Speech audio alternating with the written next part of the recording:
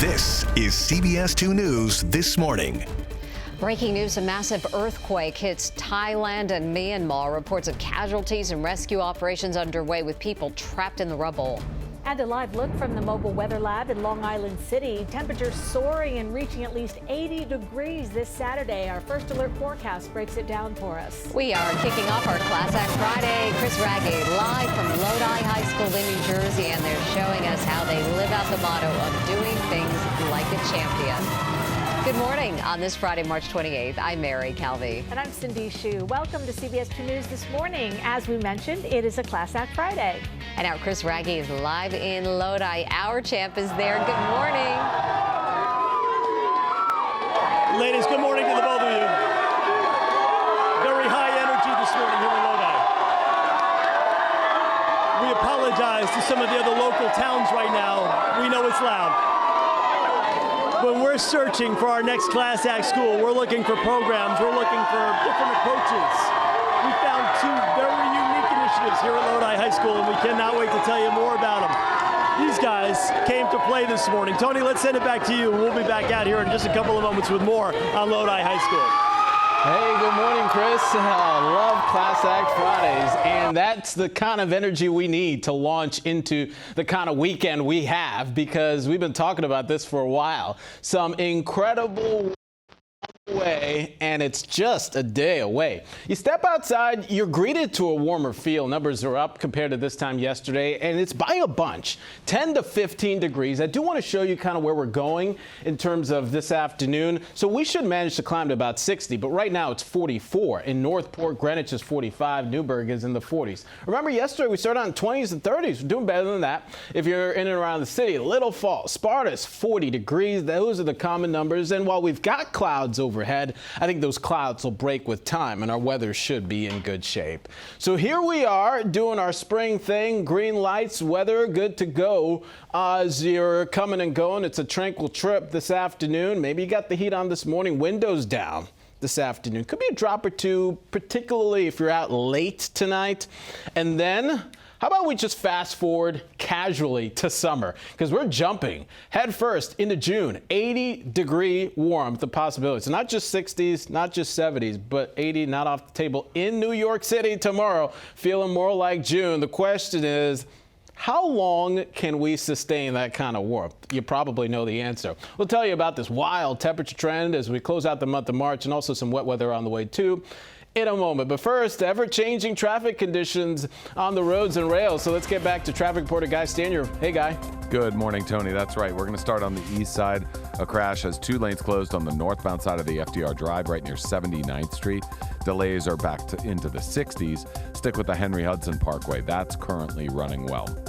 And taking a live look outside in Brooklyn, we have a stalled vehicle. It is the right lane closed on the northbound side of the Gowanus Expressway right near 38th Street.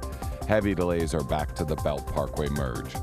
Alternate side parking is in effect today citywide. Mary and Cindy, back to you. Guy, thank you. 6:02, and now breaking news. Powerful earthquake in Thailand has now turned deadly as officials declare a state of emergency. The casualties come after the massive quake caused a high-rise in Bangkok to collapse. Elijah Westbrook joins us live from the newsroom with the latest. Elijah. Well, Cindy and Mary, I can tell you that Thai emergency responders are confirming that there are at least 2 people dead and an unknown number of others missing who are likely trapped under rubble. This after a 7.7 earthquake hit the Thai capital, Bangkok, and neighboring Myanmar. This is what parts of the Thai capital looks like this hour. The quake so strong it toppled over this skyscraper once under construction. Officials say there are at least 43 workers who are trapped. The massive building intended for government offices was diminished, as you could see, to a tangle of twisted metal in just seconds. Now here's different video from another part of the city. And you can see here water from a rooftop pool streaming off the side of this high rise as the ground below shakes. And in another clip, you can see cracks in the walls to what appears to be someone's apartment, while concrete and other debris sit on the ground outside. And as you can imagine, people are just startled by all of this. New images from the ground shows people in the streets after running outside in panic.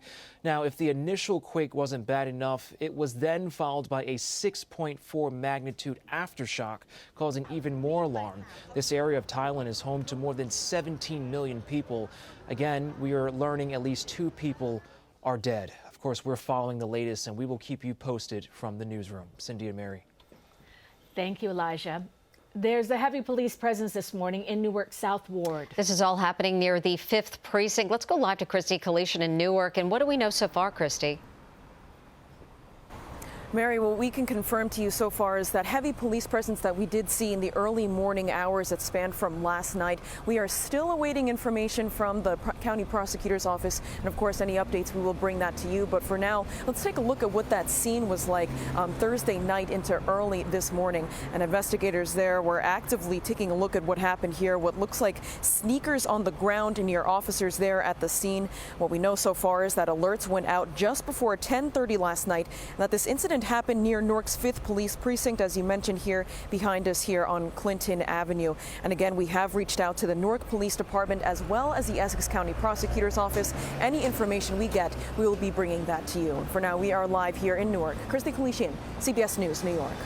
Christy, thank you. 6:05 right now, and 2 teenage suspects ages 14 and 16 are under arrest following an attack on a 16-year-old at a Coney Island subway station that's being investigated as a hate crime. It happened Monday morning at the Stillwell Avenue station. Police say the 16-year-old victim was surrounded by a mob of attackers who repeatedly punched him and stole one of his sneakers. Police sources say the suspects used a racial slur during the attack. Happening today, lawyers for former Columbia University graduate student Mahmoud Khalil are due in court today in Newark. They're set to argue whether the case should stay in New Jersey after being transferred from New York. The pro-Palestinian activist is being held in an immigration detention center in Louisiana as the Trump administration seeks to have him deported. Khalil, a legal U.S. resident, was arrested by ICE earlier this month outside of his Manhattan home. A New Jersey town is pushing back on disturbing claims that its police chief harassed officers who reported to him. Attorney Patrick Toscano says these photos show North Bergen Police Chief Robert Farley shaving his arm onto an officer's desk. Toscano is representing 5 police officers who recently submitted notices of their intent to sue Farley and the township. The officers are also claiming he defecated on the floor and sent sex toys to their homes. Township officials responded, suggesting the allegations are in retaliation to overtime being scaled back. They're urging people not to rush to judgment and have referred the allegations to the Attorney General. The Connecticut woman accused of holding her stepson captive for 20 years will be back in court this morning. Her attorneys say that Kimberly Sullivan will plead not guilty to charges including assault, kidnapping, and cruelty. A prosecution motion to modify Sullivan's bail conditions will also be considered. Sullivan was arrested after police say the stepson set fire at their house so he could escape. 6:07 right now. Let's get you back over to meteorologist Tony Sadiqa. We have a couple nice days on the way. Yeah, Mary, just big changes every single day this week has been something. I think you'll like the changes on the way today, though. Okay, we'll lose some of the brightness of the skies. We'll add some clouds, but it's no problem because numbers, look at them. From 40s this morning to about 10 degrees warmer than we were yesterday. I think we comfortably get into the 60s, a good portion of the area. Little Falls to Sparta, can you do 61 degrees? In Newburgh, you'll be included in the 60s sweepstakes as well. So while you may need the jackets this morning and perhaps the rain gear if you're out late tonight or after sunset, how about shorts and t-shirt weather tomorrow as we track some wild warmth on the way, but it doesn't last. Cooler around the backside as we wrap up the weekend and a potential first weather day on Monday. We'll have all the details in a moment, but first, let's get you some traffic details with Guy Sternier. Hey, Guy. Good morning, Tony. We have a problem on the east side. We have a crash. 2 lanes are closed on the northbound side of the FDR Drive right near 79th Street. Slow traffic is back into the 50s. Definitely stick with the Henry Hudson Parkway. And taking a live look outside in Brooklyn, it's very shaky camera. We have a stalled vehicle. It is the right lane closed on the northbound side of the Gowanus right near 38th Street. Delays are back to the Belt Parkway merge. Alternate side parking is in effect today citywide. Now let's head over to Chris in Lodi. Chris. All right, Guy, you Ridgewood fellow, you. Boy, we have turned it up here in Lodi this morning. It's Class Act Friday, and we are talking about some incredible programs here at Lodi High School, including an incredible resource that doesn't exist in any other school in Bergen County. If you love pre-med, if you'd like an MD or an RN after your name one day, Lodi High School is a place to be. We're going to talk about it when we come back.